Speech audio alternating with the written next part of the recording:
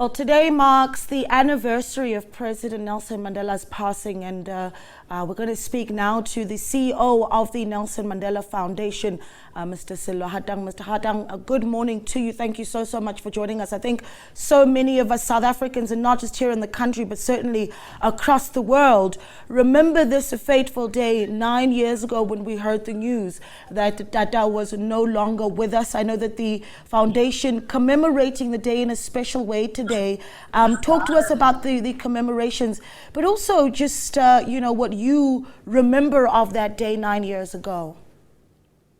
Thank you very much, Ausna Lady.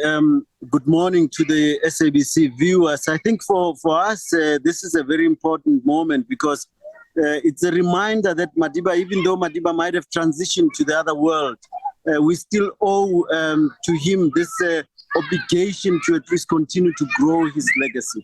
That each one of us must make the environment to be proper for those who are still to be born to enjoy it. Behind me, we actually chose this to do the interview right with children behind us. And we hope that the viewers won't mind the noise they make, because we wanted children to be children. But 9 years ago, I remember when the call came through to say we needed to rush to the office because Madiba had just transitioned. And we had to make arrangements for people to be able to mark his passing in a way that can then ensure that his legacy grows. And I remember that I had to rush from home. I was driving home at the time, and I had to rush back. I was telling colleagues earlier that I still have a traffic fine from that time because I had to drive. It's alleged that I drove so fast that I had to come to the office. And I remember it with a sense of sadness, but also a sense that here's a man who gave 95 years of his life, that the least I could do was to just give a few years of mine to ensure that we build a different world, the world that cares about the poor and the vulnerable.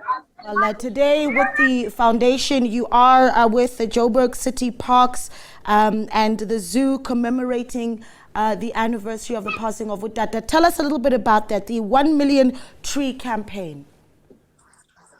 Yeah, so we are here in Rivoli, and we are about to plant trees. We're surrounded by trees that will be planted by children also, because we believe that the trees that we're planting 1,000 trees in this community, 70 in this park, and hopefully it's trees that will be used by children for their fruit. They will get the fruit from them, but also it's indigenous trees. So they will be taught about the trees that are being planted here. It's a project we're doing with the Joburg City Parks and Zoo, and also with Old Mutual and other partners of ours, including the city of Johannesburg. And all of us are saying, if each one of us do a little bit that we can for climate change, we will go a distance. Just down the street from where we are, from the park, we will be going there to open 2 vegetable gardens, because those are the gardens where we're saying food security needs to be something that is marked with the people, with communities.